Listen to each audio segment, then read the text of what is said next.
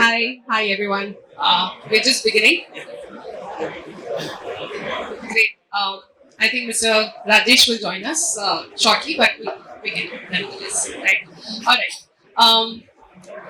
The e-commerce industry in India is estimated to become the second largest e-commerce market in the world by 2034. Like that's the prediction.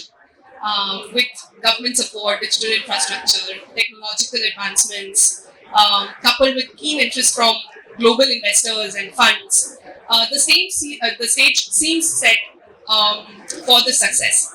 However, with great opportunity also lies greater challenges, and the online customers today are way more heterogeneous than they used to be, and they have higher aspirations and expectations from brands in terms of the experience that they get during shopping. However, they still continue to have trust deficit and the value conscious mindset that still continues, right? So how can brands cater to this new segment of online shoppers? How can they democratize their shopping experience across multiple touch points and provide value at the same time? How can they use intelligence to offer unique experiences to their customers? How can they drive repeat customers with higher ARPUs? Good afternoon and a very warm welcome to all of you here. We are here to discuss exactly this and much more on the topic, how can seamless customer experience backed by intelligence unlock growth for your e-commerce brands? So let me start with the first question today. The online shopper base is more heterogeneous, like I just mentioned. Gen Z's customers from tier 1 and 2 cities, 3 cities as well, who are very driven by high aspirations and more disposable income, but also continue to be value conscious. How do you cater to this diverse consumer segment and enable a democratized shopping experience for them? Anybody who would like to start, or I could possibly ask Abhishek? Yeah. Yes, please. Yeah.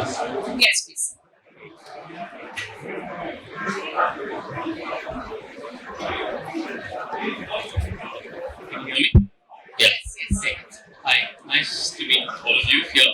Thank you for having me here. I'm Abhishek from Noah.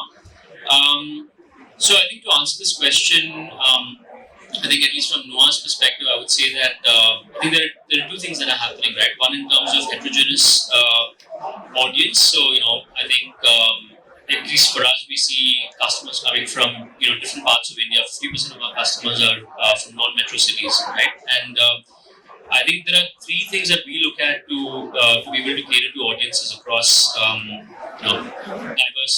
diverse segments, right? So one is obviously personalization is really important. So I think around personalization is really making sure we're able to tailor the experience for customers.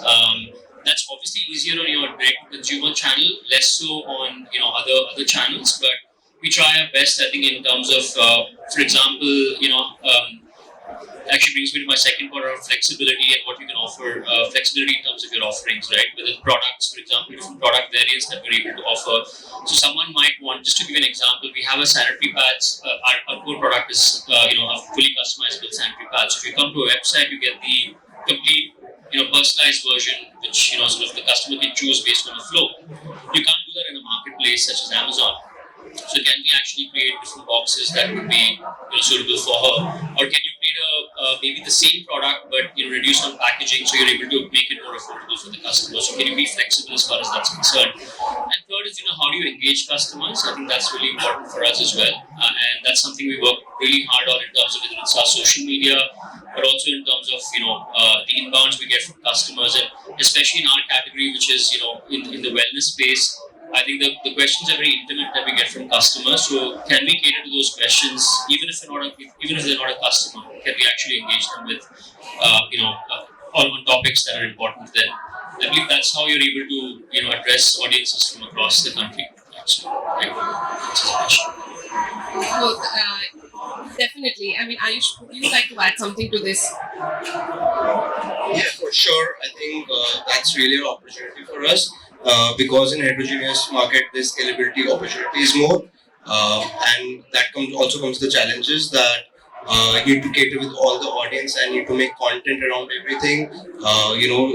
Use intelligence to understand different customer concerns, and based on that, sort of make products, make pricing, as well as for us as a supplement brand, bring up different concerns in a different way. Okay. Now, I think I'll move on to the next question here. Yeah, absolutely. Please. Yeah. Sorry, I just had a perspective, so I'll share. Sure. I think most businesses today who want to scale up will have a heterogeneous customer, but classical marketing will never go out of style, right? Classical marketing tells you to find the homogeneity in heterogeneity, right? So I'll give you an example. You may have 5 different customer segments. You've got to find a single thread that ties all of them, and that thread, more often than not, is an emotional thread, because you can continue putting all your push marketing, which is I will give them variety, I will create content that appeals to each segment. That's too much hard work. I'm not against hard work, but that's very stimulus driven. You put stimulus and then you get the response. You again put stimulus, then you get response. It's a never ending game, right? But if you find a single thread of homogeneity, I'll give you an example from my brand. We make EDC gear, which is everyday carry stuff. We specialize in watch straps for men. Right now we have 25-year-old boy who's our customer. We have a 45-year-old, 55-year-old guys also who are our customers. The way we have defined them is the modern man. The modern man who's under tremendous pressure to figure out how does he portray himself to the world, which doesn't come across as too macho, yet stylish, yet manly. That's the common thread that we have found out amongst all the segments, and that's what we attack all the time. So it almost like emanates from that one persona that you're really going after and building that brand story around it, and that's how you're saying that the homogeneity comes in. Right, very interesting. Yeah. To add to that, see, there's a lot of heterogeneity which your central teams can see, right, from the data. But at least in our business, now that the retail footprint has crossed more than 100 cities, actually there's a lot of regional heterogeneity, and there's also a lot of heterogeneity within cities. And what we have noticed is that the central teams, right, whether it's a marketing, product, category, merchandise teams, cannot get a sense of the heterogeneity.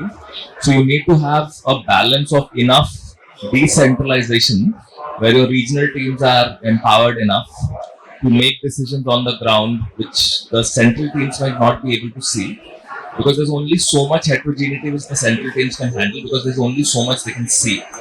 But if you don't handle the local heterogeneity on the ground which is not visible to the central teams, then you miss out on a lot, and then you have the same standard cookie cutter thing for all the regions. So I think it's as you scale, you reach a certain stage, I think the balance of central control and regional empowerment becomes very, very important. Right, so almost like decentralization. Enough of it, but you still need to have certain controls and guardrails in place. But this decentralization becomes very important if you have to handle the heterogeneity. Right, to include the local flavors, the different customer segments in different markets. Yeah, Shefali, please. Hi everyone, I'm Shefali from Ecommerce. So definitely there is no doubt that technology has transformed the way now we look at things, how we engage our customers, and how there is an enhancement, enablement of data-driven decision making in our business across all parameters. So if I talk about our brand, before the launch of e-commerce, we all were under impression that the average age of our primary audience is 35 years. And we were pleasantly surprised to understand that customers who are aged between 20 to 30, they are really interested in buying our products. So it really helped us in curating a range, which would cater to the requirements across all age groups, and also to provide personalized experiences, from the cities, from the regions from where we are getting these demands. And through the browsing patterns, yes, as Abhishek also mentioned, that now we are able to provide customized and personalized experience, to the customer, to the same customer when he browses us next. Also, based on the most popular products, that are being browsed or that are added to the cart, and we are now able to work on our product assortment, distribution strategies, because now we know what are the products, what are the cities, what are the regions, that are being accessed. Also, when I talk about decision making, interestingly, we also could gather some insights from the data that the cities which contribute majorly significantly to the sales of e-commerce. Now we, can, evaluate such locations for our offline POS, store presence and new openings. So definitely, the technology, the e-commerce it has helped us to provide better customer experience, which is seamless and more personalized. Right, right. Thank you. Let's move on to the next question. Right. Okay. This question, I think I would, sorry, would like to first start with Harsh, maybe. So, building a premium or high AOV brand in India, and that too online, how do you overcome the quintessential trust deficit that most Indian consumers bear?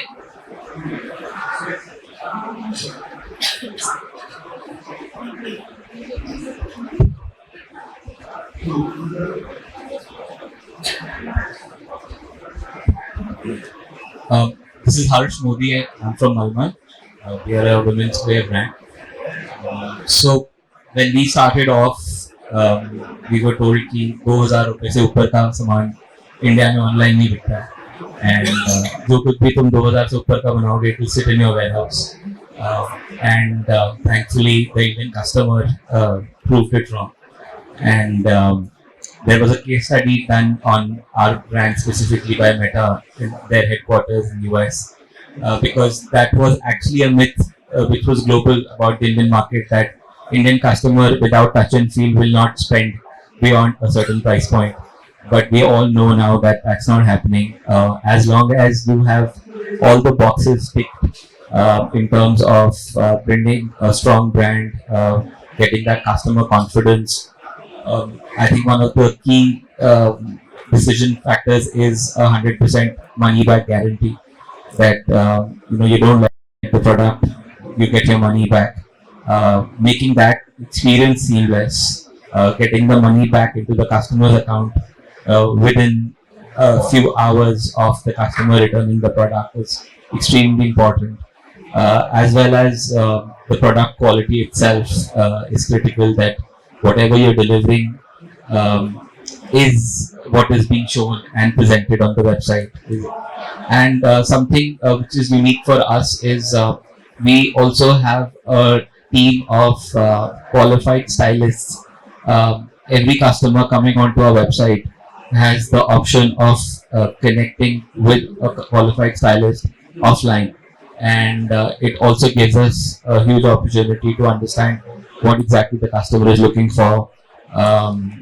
Is a cross-sell, upsell opportunity. We are coming, building that confidence in the customer that we're putting a face, a name, and a person to every transaction that's happening if the customer chooses.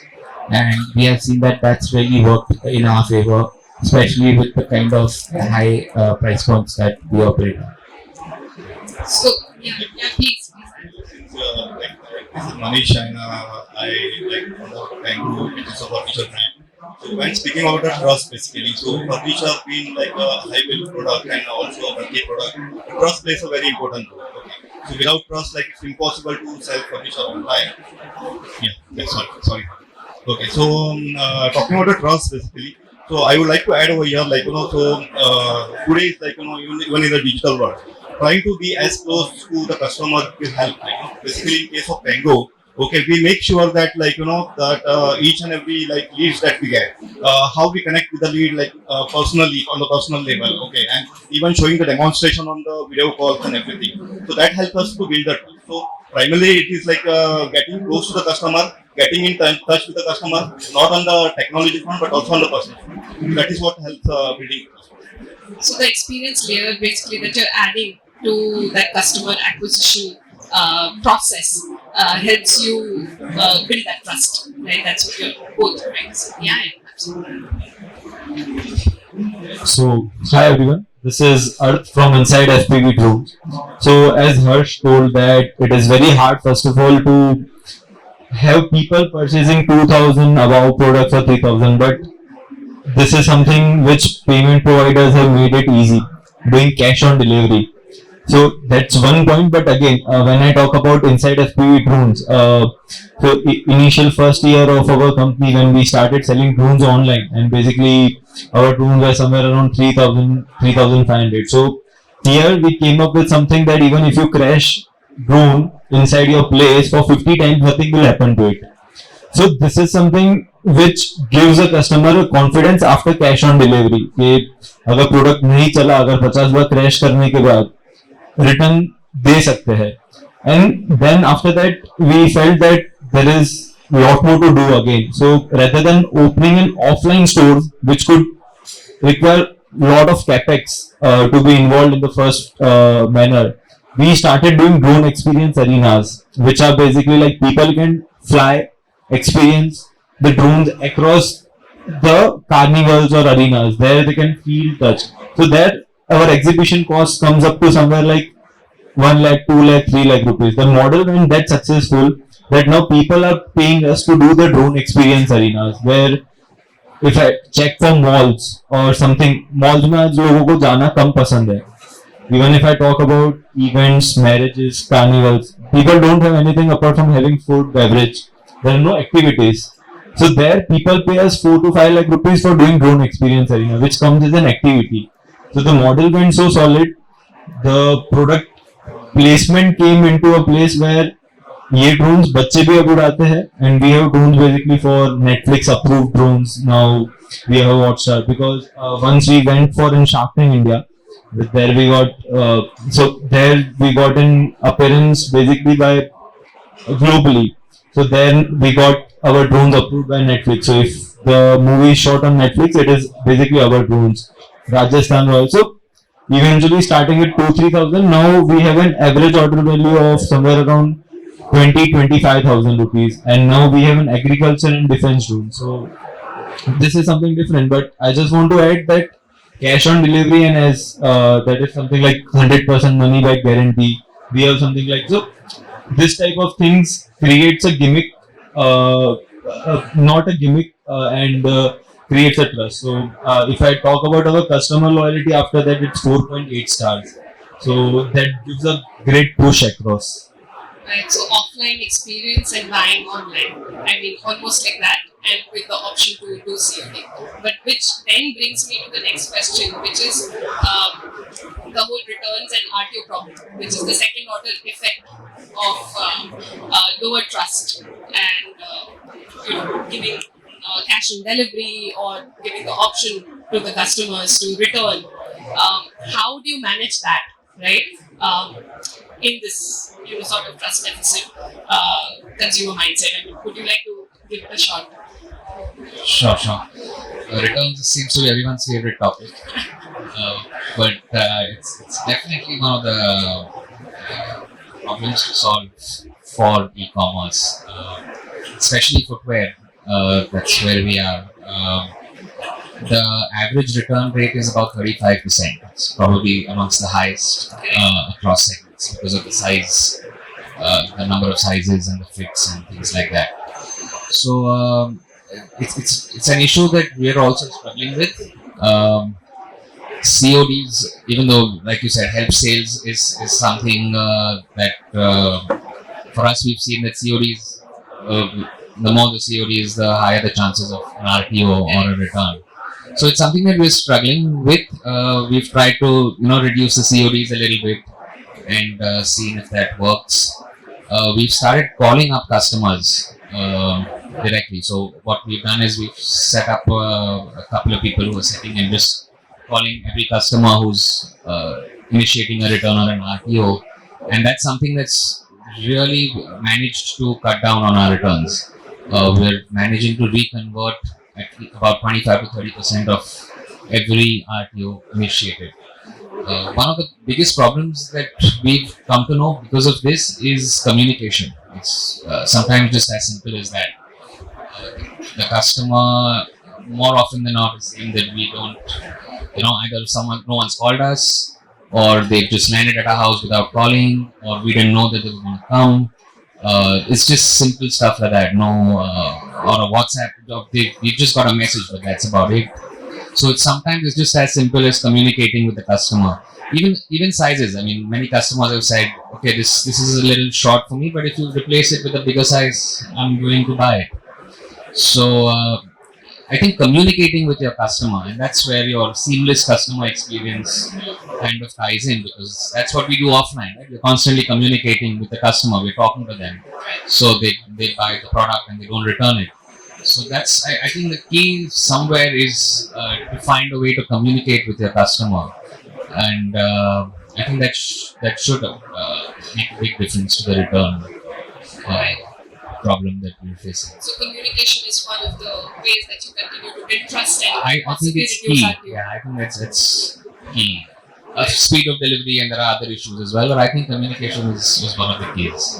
Anand, would you like to add something to this?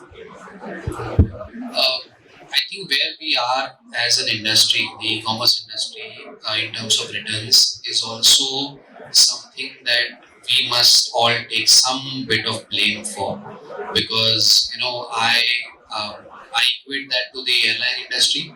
They try to do so much, just grow, and we now know what is the state of the industry.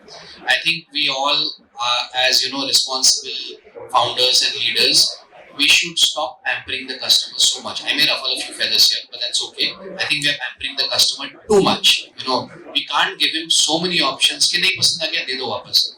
नहीं पसंद आ गया, what do you mean by that? I mean, we've shown you how the product looks like in all ways possible, right? We've given you as much details about the product as possible. Beyond a point, like we go out of our way to serve the customer. But let me be honest with you. Maybe 2 out of 100 customers turn bad for us, and we have told them to get lost. In as many words, we said we don't want to sell you. Please, we are sorry, we don't want to sell you. I think we've got to take such a stand. Otherwise, this 30% will go on to, because if the customer knows, I can call for it, and if I don't like it, I will send it back. So in the footwear category, for example, I am yet to find a person who's told me, look, I have always been a UK 8, but maybe in some brands I use UK 9, some brands I use UK 7. I have not yet found such a customer. So UK 8 means UK 8 across most. Now within that, somebody may have a wider foot, somebody may have a narrower foot, and that creates a problem, right? But otherwise, 30%, 40% returns is too high a number for a business to be sustainable. So we've got to start taking steps to say, look, it's not, we can't do this. So do you mean penalizing them by not letting them do COD, or adding some COD fees, or just asking them to? I think all those measures are already underway. Yeah. Technology is helping us identify such bad apples, and we are weeding them out. But I think we need to take more proactive steps so that the business survives. If there is no business to be had, then True. What are we talking about? True. But if I may, the idea is to do that without kind of spoiling or ruining the customer experience. Yeah. So that's a challenge. You need to do that. I agree with you over there. But the challenge is to be able to do it keeping in mind that your customer experience should remain solid. We're primarily offline. So the customer experience that I want to give my customer offline, there needs to be a seamlessness to online, and that's something we're trying to create. So the idea is to weed out the customer that is not really required for us, or is not really there to buy for us. At the same time, to not ruin the experience for just everyone else in general. So it's a challenge, but let's see. I think we're all trying to figure that out. See, we spoke about heterogeneity in the beginning, right? And I think we also spoke about the fact that we want to get growth at any cost. I think if an organization makes certain choices, that there are certain type of customers we don't want, And you can actually do the math also that what is the net realization which you get from that customer type, and you can make certain choices. So we stopped doing COD a few years back, and we hardly missed a beat because the net realization from that type of customer was nothing. And if you also understand why people did the COD, we knew that a lot of people who genuinely wanted COD in our case were people who didn't have credit card, they were not comfortable paying online. But once UPI came, see, there are two types of COD customers, right? One who don't want to take a chance, because if you read about psychology, the moment you pay for something where actual money moves, then in a way in your head you have made that purchase, right? So with UPI, you didn't have to serve customers because that problem went away, right? Similarly, we have seen, and I will refer to the shoe example. I've often had return problems because they don't give you the right shade of brown in the imagery. And that is the only reason, because you can get your UK size and everything right. And if you keep buying the same brand, you don't have that problem. And I have written to the Myntra people also, because that's where I buy most, that please give me the right shade of blue when you buy jeans and the right shade of brown when you're buying leather shoes especially. So I think, and we have done a lot of work on that, because we realize that a lot of the challenges with imagery, because imagery is very tricky.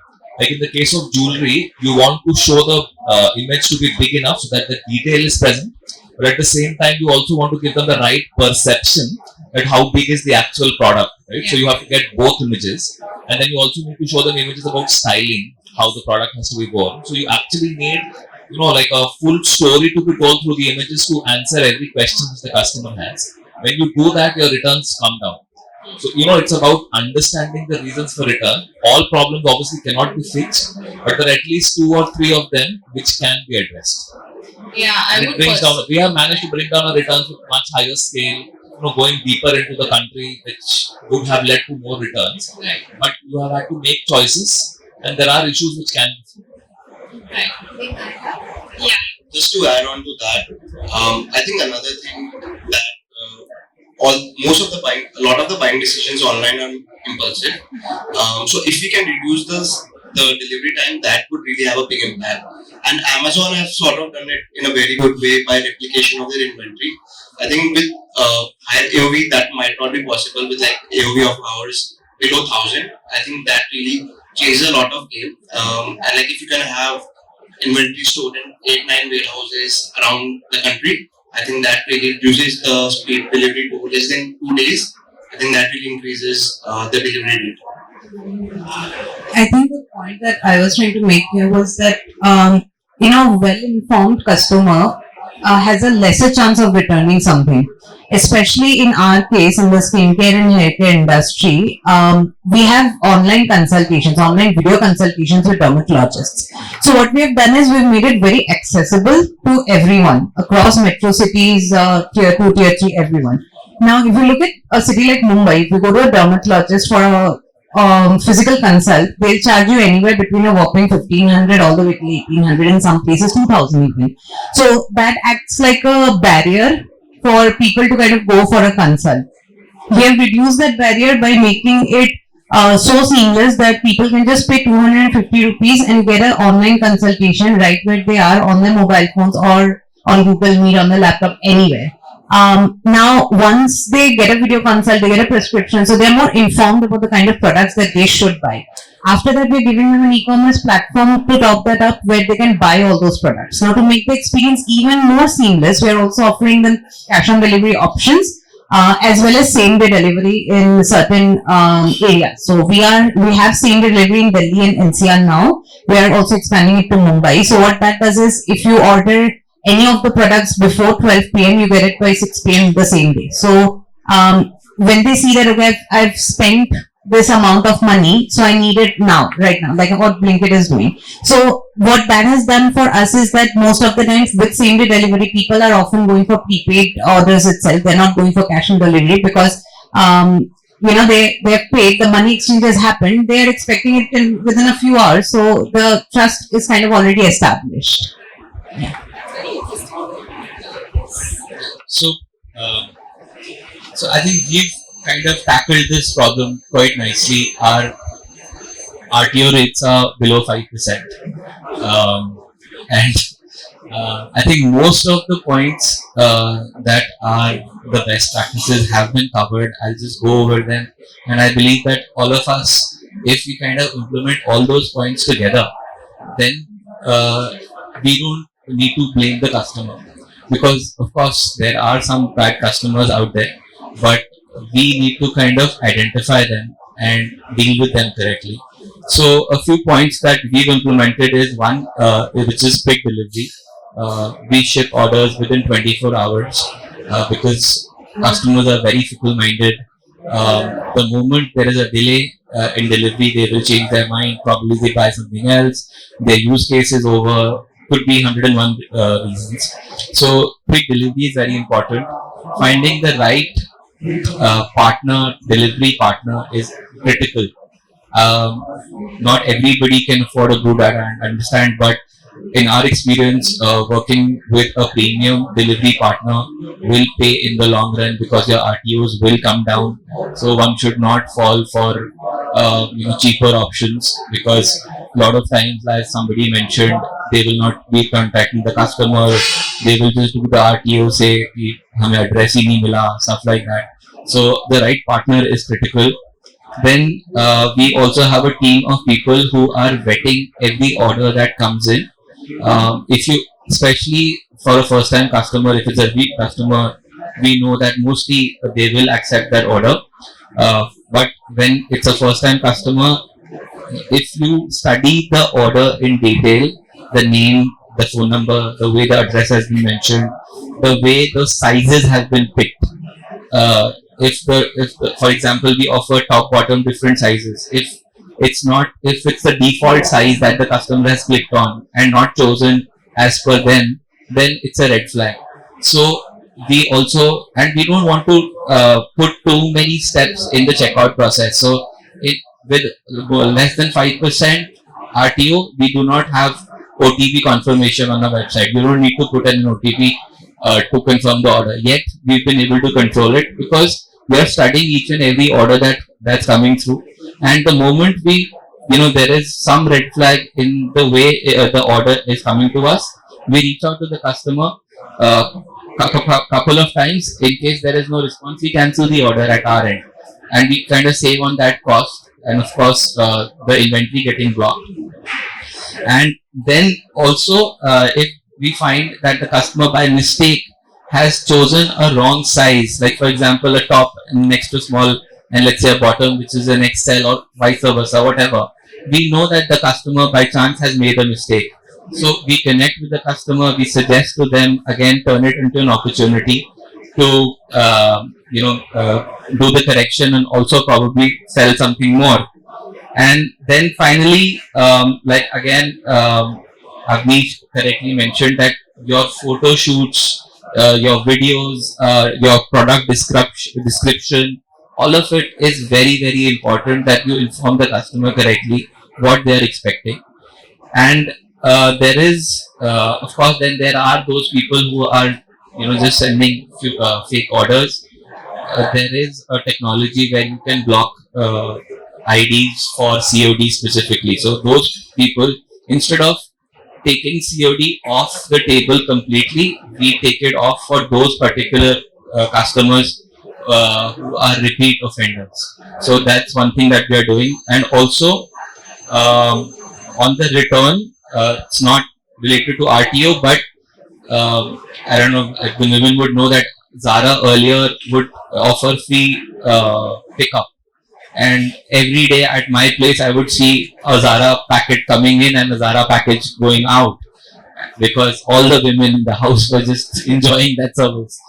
So, and I said, I am not going to let my customer take us for a ride that way. And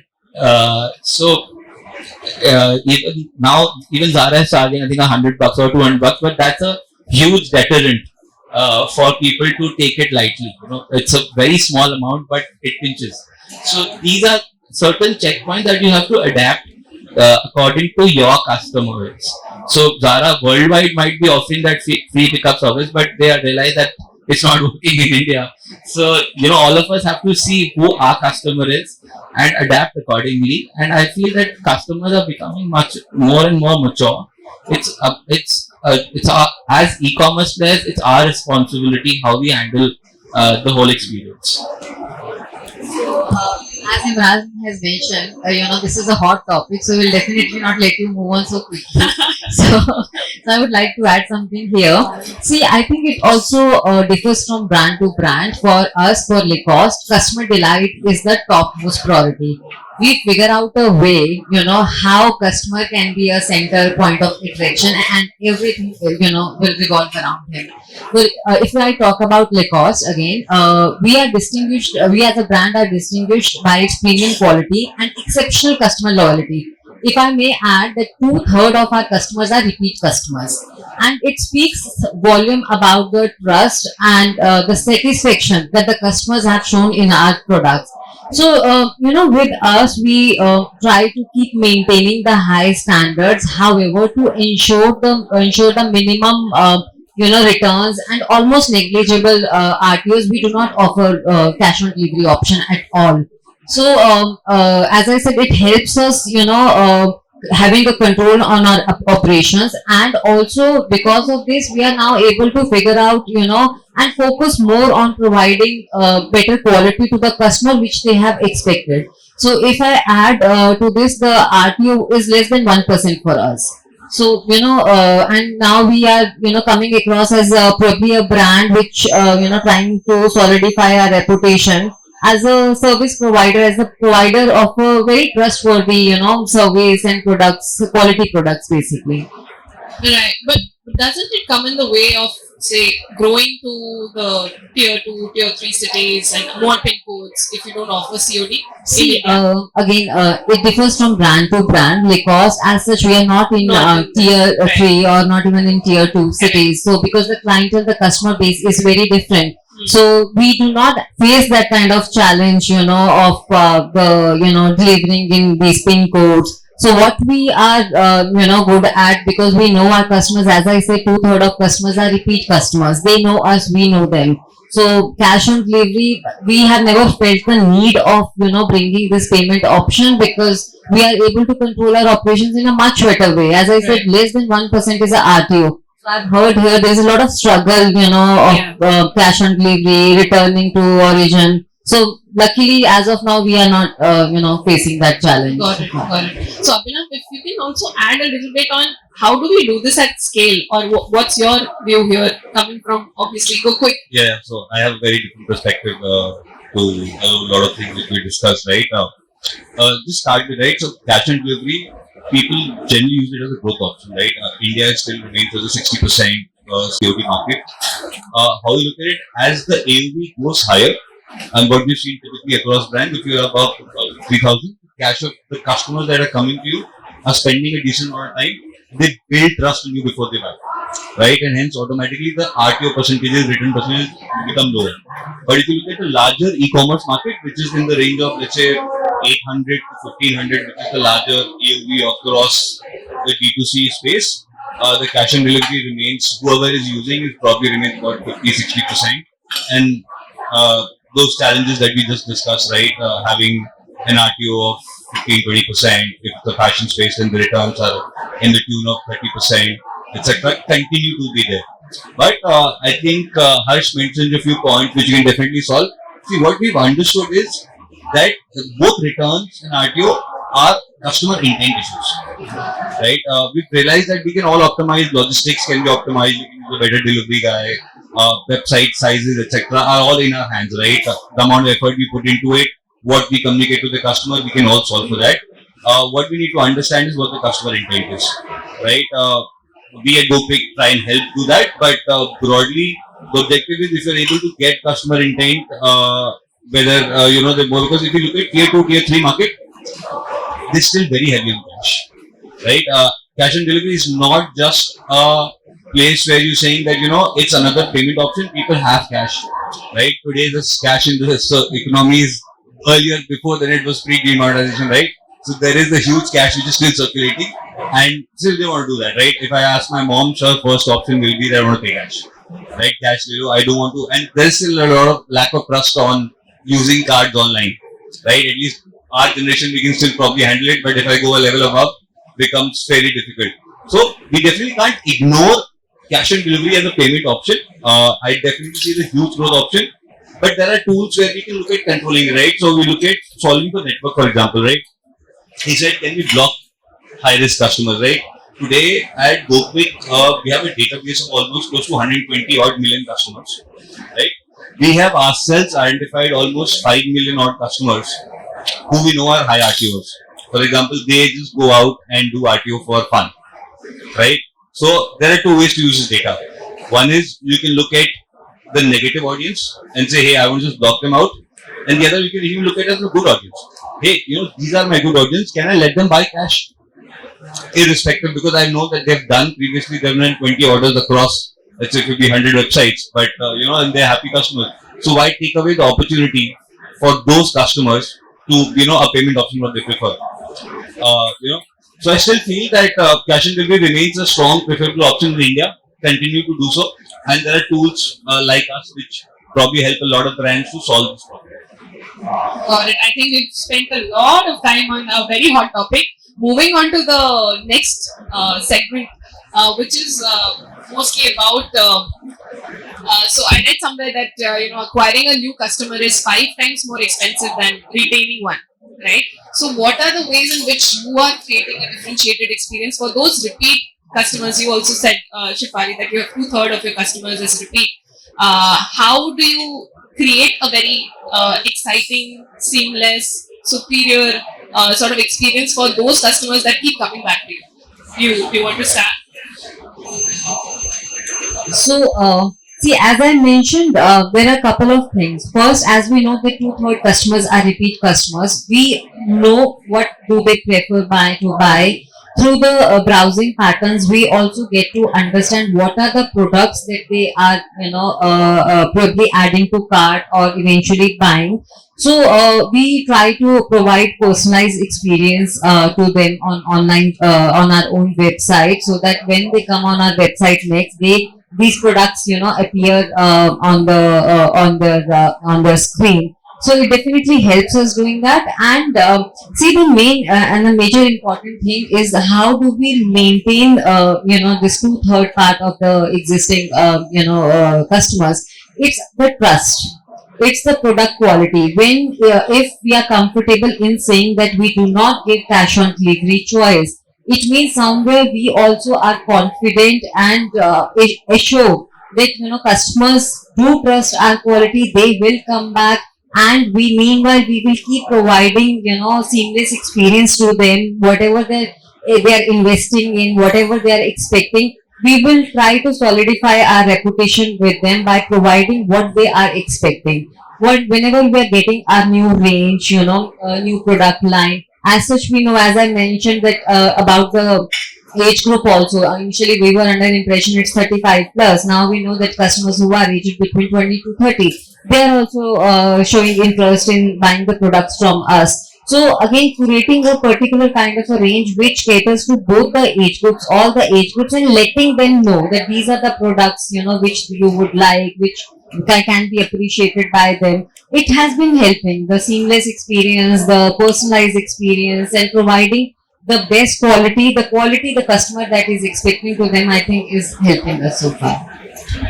Do any of you run any sort of loyalty programs or pre-launches? Yeah? You want to add something there? Just to add to, I think, what you said, first of all, our category, I'm sure the women in this room will agree that it's very hard to get a woman to switch to another brand of sanitary pads, right? But I think once she does, at least in our case, what we've realized is the product. I think it's all about making sure that the product is absolutely the best that she can buy. And that's something we don't compromise on. And I believe, obviously it takes some time for someone to switch, but eventually when she switches, the stickiness is incredible. So, our repeat rates, for example, we, 1 and 2 customers at the end of the year. So what I'm trying to say is our retention rate is 50%, which means 1 and 2 customers stay back at the end of the year, which is, sort of not something month on month about transactions. So, 2 things. I mean, one is obviously product quality. The second thing is what we've tried to innovate with is subscription model. That works really well for us. It caters really well to this sort of category, at least on our website, where women can come and first of all choose the pads based on her flow, and then customization is definitely one part of it. But I think it's also then the fact that it comes every month or quarter on quarter, just as she wants it. So she can decide when she wants it. And because it's a monthly need for most women, it's just something that works, right? So I think that's how we've been able to build a really strong, loyal base. And I think part of it is just, in this category, it's word of mouth really helps. I think just the fact that someone likes a product, she will say, hey, you should really use Noah and so on, that sort of thing. So that makes a big difference as well, and continuing to sort of build that loyalty. So, Right. I also would like to add here, Lacoste also offers, Club Lacoste program to our customers. So, wherein if the customer is making a purchase either offline from any of our stores or from online, so we offer reward points, which is like the way of giving the money, a part of money back to the customer, which they can invest in the next buy. So, for example, let's say if there are 10,000 reward points a customer is having, in the next purchase, from any store across the country or even from our own website, he can redeem those points and enjoy the membership with us. So yes, this program is really appreciated among our customers. It helps us, after any sale program or any new range launches. So this really helps. And do you do that across multiple touchpoints, like offline and online? Is that Yes. retention possible? Yes. So So that you create a seamless experience across touchpoints. absolutely right. So even if a customer has bought a product from, let's say, ambient store, right, and got the reward points, so the customer has a choice to redeem these points from any offline stores as well as from our own website seamlessly, and vice versa. The reward points, if it's collected from online website, so they can be redeemed from any other stores. So because yes, you are right, the seamless experience is extremely important for the customer. So we also have a 50% repeat purchase rate. We also have a loyalty program in place where we offer first loyalty points as well as some special benefits like previews to our new launches. Customers get to attend our offline events that happen across our stores or cities. And also, finally, we try to always build on our product offering, thinking what is this customer looking for other than what we are already providing. So, for example, we have the classic Mulmul range, then we also have a studio range which does western wear. So, the same woman is sometimes wearing a suit, sometimes a shirt, is also looking for jewelry, footwear, bags. So, that's how we are building our product offering so that the customer doesn't need to go to 10 different brands, and we become like a one-stop shop, and that's how we're building on our repeat purchases.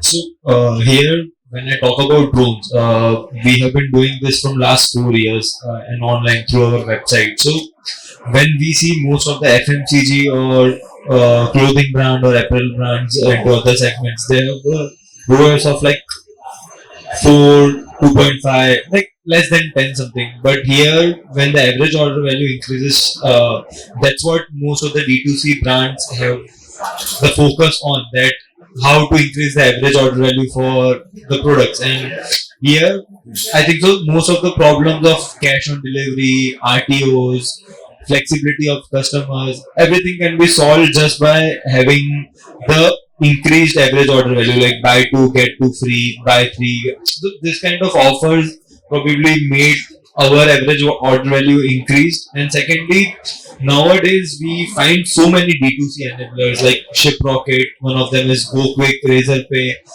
faster checkout. Like there are multiple. So I do not feel like doing now D2C is hard. Like make a website on Shopify, then you have warehousing. So the things I feel for starting up a brand on D2C is easy, and secondly, acquiring customers is also, for the first time it's hard because eventually they don't trust going directly through website and purchase.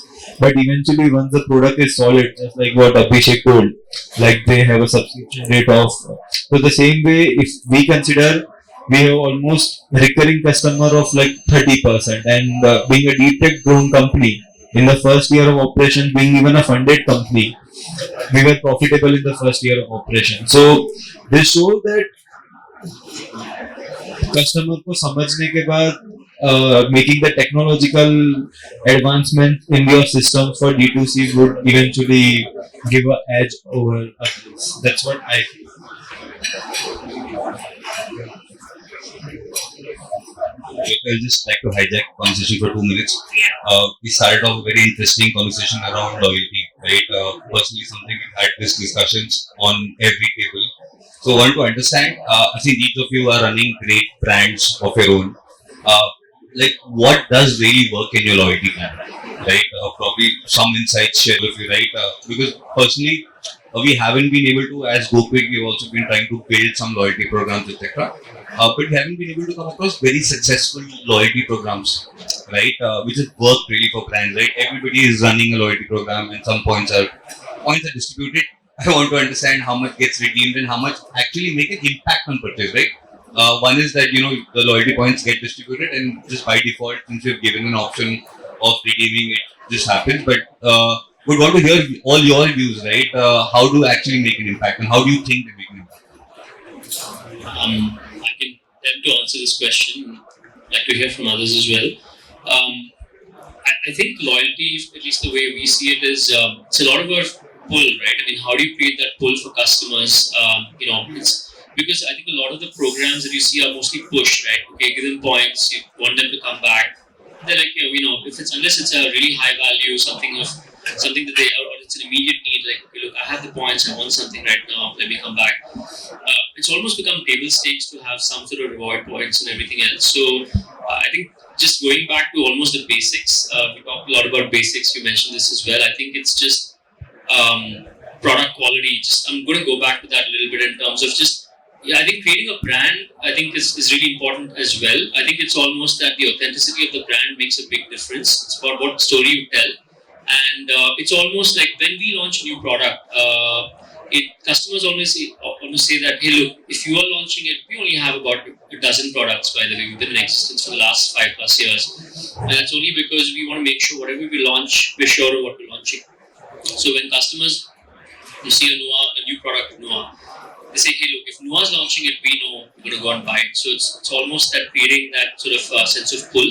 That's definitely what's worked for us. I believe, like, obviously things like loyalty programs and stuff is something we're exploring. I do believe there's value in it, but I think it's the emotional connect. I think you talked about this as well earlier. It's about making sure that you're really able to connect with the brand and feel like, look, it's something that this is something I identify with. I think that makes a big difference. I know it sounds very vague when I say this, but this is real, right? And a really good example of this is how you see the whole voice of customer as far as referrals is concerned is when we really pick it up.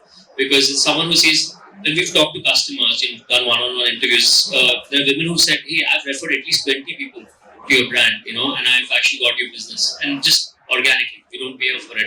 Although we have a referral program, for example. So I think that's at least how we see it.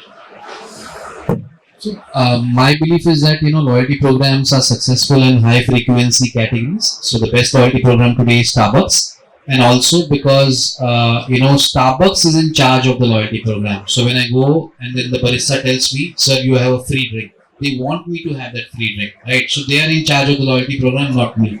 I think in today's day and age, when there is so much of clutter in a consumer's life, expecting him to track the loyalty points across so many brands, so many platforms is practically impossible. Nobody does that. So nobody is interested in a transactional loyalty program.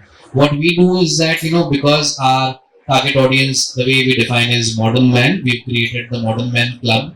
We obviously give him points, which is the transactional part of the loyalty program, but we also interact with them on a lot. So let's say every quarter we identify certain consumer segments who probably have purchased more frequently from us. We will send them, let's say, a pack of a green tea or a small pack of, let's say, specialty coffee. We also do meetups across different cities. We'll identify certain segments. We'll call them to a nice coffee shop, let's say 20-25 people. We want to hear them. We do micro launches, in those meetups. At our scale, it's doable. But we want to continue to do this. We want our loyalty program to metamorphose into a kind of a festival, where people will come celebrate EDC, the everyday carry category. So we don't want to do loyalty program just transactionally, because I think those days are over, right? Just tracking. Very well said. I think the experience, makes a lot of difference over the transactions. I mean, it's not just, customers are not just in or identifying with a brand or its products just at the monetary or rewards level, but it's much beyond that. Right? Jet Miles was one transactional program, but that was a different era. People didn't have so much clutter in their life, so they could track the points and Right. Customers are also evolving, and what they expect, I think, like they truly say, customer is king today. Okay. Any other viewpoints here on loyalty, or we'll wind up the session then? So what we do is, as you mentioned, like Starbucks does, gives you like free coffee. What we also do is, like, after the first 5 purchases, we give them a gift pack. We send them a gift pack, and that, I think, really builds that experience for them. And another thing we do is, we offer, as a supplement brand, we offer doctor consultation. So after every 2-3 orders they have made after 60 days, we like a doctor gives them a call and asks them how they're doing, if they're taking their dosage of their supplement, and what is their feedback. So that kind of builds a lot of trust, and that really has done well for us. Great. Any other viewpoints here? Yes, please, Isha. I think I agree to Ayush what he just said, because we also have a consult offering that we have, and that creates enormous stickiness for the brand. Because what happens is, when someone comes in for a consult, the doctor will want them to follow up after a certain period. It could be 30 days, it could be 45 days. So as they get into the treatment plan, in order to understand how well it is working, they will come back for another round of consult. In our case, we offer the second consult as free, and then the subsequent ones as well.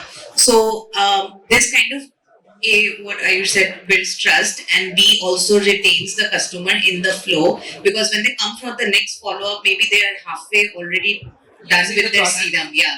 So they will want to buy it again. So when they are about to buy it again, the doctor can then just upsell another product as well, that okay, if you're using a vitamin C, here's another thing that can help you get that perfect glow that you want. So it's just upselling as well as retaining them, because they're seeing that, okay, I'm seeing results. It's very outcome driven. Becomes very outcome driven then. Right. Very interesting. So I think we'll bring the session to an end. It has been very interesting, very insightful, with such multiple different viewpoints here from different categories. I mean, somebody is from health and wellness, to somebody doing drones online, to jewelry, to shoes, fashion, luxury. So it's been great to have all of you here. I think we touched upon some very interesting points here today. Thank you for making time. If you have 5 minutes, we'd just like to demo a new product that we've just recently launched. And it'll just take 5 minutes. We'll just take that, if that's okay. Yeah? Okay. All right. Over to you, Karan.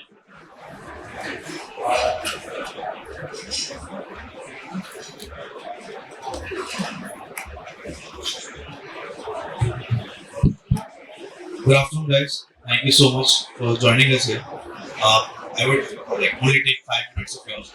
So we were discussing about targeting the customers, the bottom of the funnel, and how we are going to convert them, and a lot of things we have discussed. Different categories, I believe you guys are facing different problems. But at the top of the funnel, where you see the problem is same. The problem is where you are doing performance marketing and lots of other things as well to get a customer come to your website. But there are 2 types of customers who are coming on your website on the regular basis. I would say first could be an existing customer, where you will be having a repeat rate of maybe 1/3 or 2/3, but there is still a segment which is still left and nobody is touching upon it, which is the new customers that you have. So again, coming back to the same point, there are 2 types of customers who are coming on your website. First is your existing customer. Second are your new customer. With your existing customers, you have a CRM solution which you can target them whenever you feel like. Right? You can send them a notification on WhatsApp, email, SMS. Right? It's the similar thing that you guys are doing. But on the new customer, if I talk about, right, you don't have any data points to target them. Think about this way. I, as a consumer, I was just scrolling my Insta. I saw an ad of your brand and I just clicked on it. I got redirected to your website. Again, two use cases, existing and new. If I'm an existing customer, you are targeting me. But if I'm a new customer, I am not sharing my details with you. That means I'm not logging onto your website. Even I'm not adding any product to the cart, not proceeding for the checkout. And I'm just a random visitor. Right. In your current Shopify funnel or any other segment that you see, you will find me as an anonymous user. Right. But what GoKwik brings to me, right? As you know, GoKwik known as a problem solver for all the D2C brands in the market. Right. So we figure out a problem. Right. There is a funnel problem at the top of the site. So bottom of the funnel, everybody is targeting. Top of the funnel, nobody was focusing. So hence we came up with a solution which is Quick Pass. So as you guys know, GoKwik is already live on over 1500 brands. We have a database of around 120 million users. So think about from a customer's point of view. Whenever a customer wants to shop online, what they generally do, they open their laptop or maybe a mobile phone. They'll go to a particular browser and they'll open a website, maybe a brand.com. Suppose I wanted to buy something from Boat. I entered the website name of the browser. I added product to the cart, went to the checkout page, and I saw as a consumer that GoKwik is already live there. So I entered my mobile number, proceeded for the checkout, and had completed the purchase. In the same browser, now the same consumer is coming to different website on which GoKwik is already live. Then Quick Pass products help you to identify that user. So how their information is going to get passed? Once a customer has logged into a particular browser, with the help of the first party cookies, we will be targeting that customer again. So again, it's locked for the next 365 days, right? So that brings you to the table where the customer is coming and we are helping you to identify that user, and that Quick Pass will go into transfer that information. He current came to the website, but he dropped off from the home page, right? He didn't proceed ahead for the maybe for the product page or maybe for the cart page, right? From the home page only I'm dropping. Then Quick Pass will pass the information to Quick Chat, which is a RCRM solution, and then Karan will get a message, hey Karan, you were on the website but you dropped off. Were you looking for anything specific, or maybe we can help you out with something? This is when I'm just dropping off from the home page itself. I have not added the product to the cart yet. I have not logged into your website. I'm still a new consumer, right? If I take an example, 100 consumers are coming on your website, 30 are your repeat, which you are targeting with your retention marketing platform that you have. 70% of the users are still new. What we are saying that we have a database and we can help you to target more 25% of the users who are coming. And I'm talking about 70% of the users who start 25%. So that means, think about this way, if 100 customers coming, 30% you are identifying and you are converting 5 out of them. Now I'm saying, instead of identifying 30 users, you will be identifying 55, and instead of getting maybe 5 orders or 7 orders a day, you will be doing 10 to 12 orders a day. So that is how GoKwik will going to help you to increase your orders and GMV. Because the kind of database that we have built, we are doing in a way that we are helping you to identify the user at the top of the funnel itself. If any questions you guys have. Yes.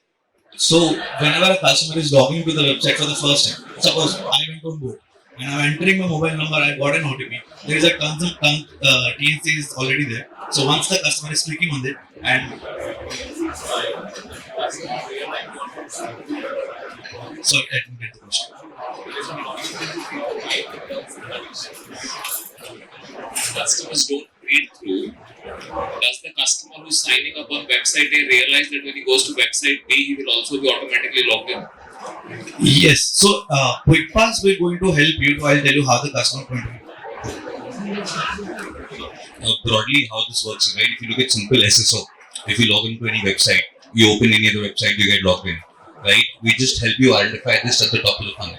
So if you, is this compliant? Yeah, so it is fully compliant with even the new data privacy bill which is on the table right now.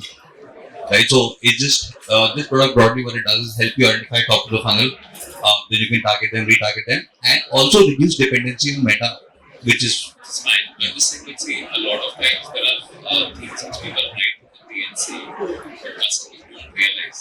So while it might be right, the letter of the law is not right in the spirit. And customers then get mad because we've tried things like this in the past, and it doesn't that you would give an explicit permission? A good question, Amish. Broadly, we haven't had such backlash so far. It's already live in a few hundred brands right now. The customers have become very, almost paranoid about this. So you're right. So if you think about when we started GoKwik, this is about 3 years back, right? The biggest question was if my address comes up without me knowing that my address यहाँ दिया नहीं था, मेरा address आ जाएगा, right? It looks like a privacy breach. We were also ourselves scared when we launched that as a product, right? But trust me, till date, we've got total only 5 emails. That hey, out of 100 million odd, please remove my email from your database. So I realized, at least from the Indian consumer perspective, they're not that. Though we talk about it a lot in forums, but we've not seen that in action, at least on the consumer side. Yeah, so far so good. So that's what I look at. Yeah, sure. Any other questions, anyone? Thank you everyone for coming. Pleasure hosting all of you.